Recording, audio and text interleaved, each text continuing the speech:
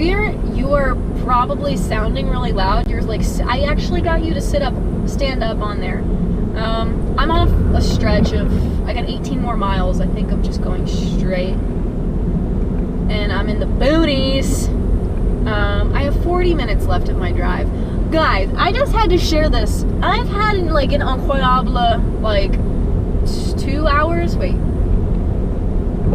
I forgot how long the drive was supposed to be. 3 hours? I don't know. Whatever. Oh, JK, I'm not on a stretch. I'm about to take a curve. If you fall, it's whatever. You're a Yo Pro, so. And you have a case, so like, I don't have any worries. I don't have any doubts about you. It just might be really loud right now. I have no idea. But since when have I ever cared for real about, like, the audio? Railroad tracks. Ready? Oh, and by the way, I did end up getting a latte with a double shot. And it actually didn't really help a whole lot.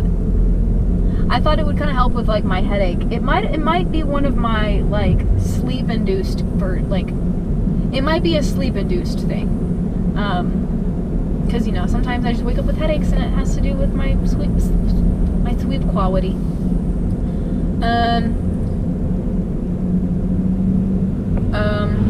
It's been a very incredible drive. So, I started out and I was like not feeling my regular music, like whatever it was that I had on. I was like, no, I'm just not feeling that. And so I think I put on Sam Reed, who does like 20-minute worship sessions on YouTube, but he puts all of his sessions on Apple Music. And it's very like mellow. It's not monotone, but it's like, if I could give you a visual of like worship songs, it's like this, and then his is like this. So it's very like, it flows really nicely and it's chill. So I put it on, but then I had some, like, I felt this burden of like, I should pray. Like, I really need to pray about some things. And things that didn't really involve me. It was just like praying for other people, because people had asked me to, and I just completely like forgot about it. And I was like, oh my gosh, I have this burden. I need to pray like I said I was going to for these people. So I did. And then it just led into this, like, naturally it led into me praying for more things. Part of my devotional within this past week, it might have been 6 days ago, that the devotional for DTS Reentry, this next 70 days book, it said, pick 3 topics that you can spend 5 minutes praying for the next week. And so here were my 3 topics that I picked, because I don't know, I just kind of felt like led to pick these. I wanted to pray for people who are like the face of political media. So I'm talking Daily Wire, like those style of like influencers who are like, most, like the ones that come to my mind are people that are on the right, because like that's something that I'm more familiar. Like, I don't watch left-winged media because it's way less affiliated with my values. Like, I'm more in line with right-wing values. And most of the people that are the faces are Christians. But here's the thing that I observe in Charlie Kirk, Michael Knowles, Candace Owens, I don't know, I don't really watch her because I don't enjoy watching those people, despite sharing a lot of these values, because of the way that they push media, like push their content out. Because somebody once said, either I read it or somebody said it, truth that is not wrapped in love is not Christ-like, and love without truth is also not Christ-like. And as I'm watching these people who are the faces of like conservative Christian parties, they are being so truthful, which is like great, like, okay, like, yeah, you're right, this is the truth, but like, it's not wrapped in love, and it frustrates me. It causes like my heart to like get wrenched. I'm like, oh, this is so hard to watch, because I'm watching the way that somebody is getting angry in the name of Jesus, And I'm like, I had something specific come to mind once, and it was like, you are not modeling the kind of person that would dine with sinners. Because Jesus dined with sinners. He had meals with sinners. He had meals with people that he strongly disagreed with. He didn't agree with their lifestyle, and he thought they were in the wrong, but he still shared a meal with them and invited them into this fellowship. And as I watched these influencers, I'm like, I wouldn't even want to have dinner with you. I'm a Christian and I share your values, and I wouldn't want to eat with you because you're not being loving right now. And they can back it up and say, well, this is just the truth. But here's the thing, like, sharing the truth as a Christian doesn't give you a pass to be a jerk. And that was one of my topics that I felt so strongly about. And I also included like left-wing media as well, but like praying for the people who are in the position of like, they have a platform and they're pushing out a lot of like millions of views every day. Their content is getting out there, and I'm praying that they would just be given wisdom and knowledge, and that they would learn how to balance truth and love. And then my second point, and I'm like getting all emotional. I'm in the car, and Sam Reed is in the background. It's such a good music to have in the background because again, it's not too intense. And I'm just like praying things out. And then like the trans ideology, like people being confused about their identity. I prayed about that, and that they would be introduced to Christ.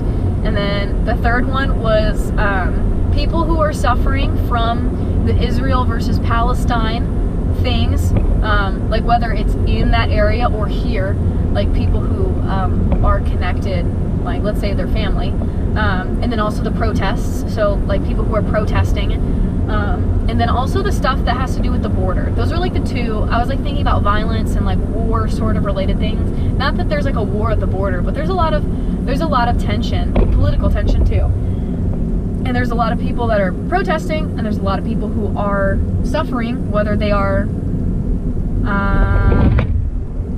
immigrants or they are like just allies of immigrants or something, you know, or maybe they're against immigrants. I don't know. Just that I shouldn't be texting while driving.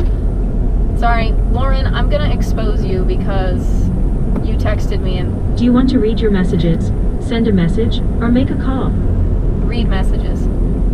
Lauren Huggins said, okay, good to know. That's so freaking exciting. I'll keep thinking about how to make that work. Would you like to reply? Yeah. What do you want to say to Lauren Huggins? Awesome, just keep me in the loop.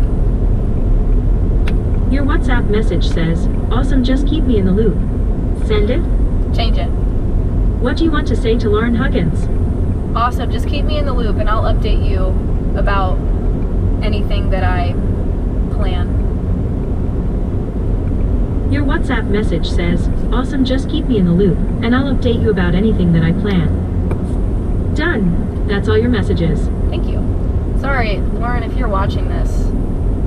I mean, I didn't really expose you, but I'm driving. Can't be a bad influence and show that I'm texting while driving.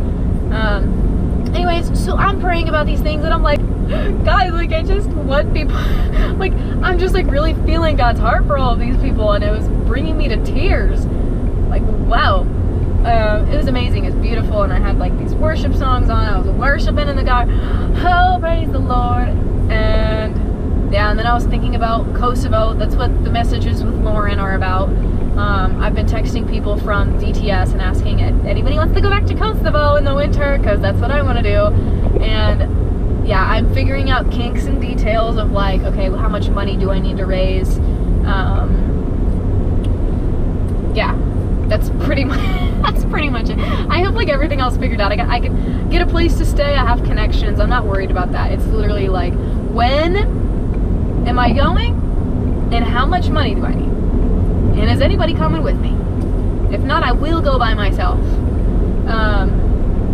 Yeah, so oh my gosh, I got half an hour left, and this whole time I've just been like worshiping and praying, and yeah, I've been able to like kind of say, okay, God, like, this is my heart.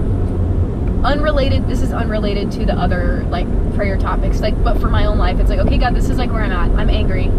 I have a lot of anger. I have a lot of anger and bitterness and resentment right now, and I don't want to feel this. Like, I don't want to feel this. It hurts to hold on to that, and, like, honestly, just, like, praying for people that hurt me, because it helps me understand. It just helps me understand them. Like, I've hurt people too. And so the best thing and the most efficient thing for me and for that person is just, like, pray for them. That's what Jesus would do. Yeah, so I got a half an hour, and I'm hoping there's a gas station coming up here, like a Casey's, if I'm out in the Chattahoochee.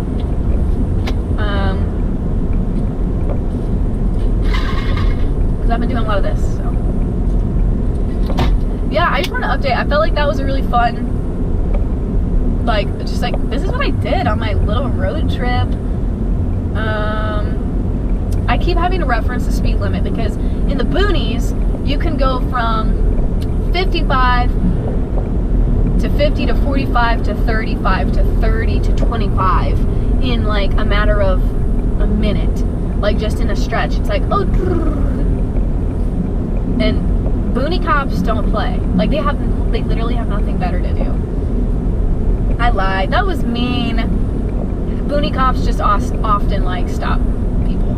That's just what they do. It's a small town stereotype. Okay. That's it. I just wanted to update. I'm going to be at my destination soon. And yeah, I'm just going to chill. And it's only 9:42. Like, I'm glad I had an early start to my day, because then I can actually relax when I'm there, do my devotional. Always stop. Yeah, so I'm glad you kind of look like a dash cam. So people aren't, like, questioning, like, if they see this camera. Like, it just looks like a dash cam. And honestly, would function as a dash cam. If somebody hit me, evidence. If somebody hit me, though, I would be very upset. I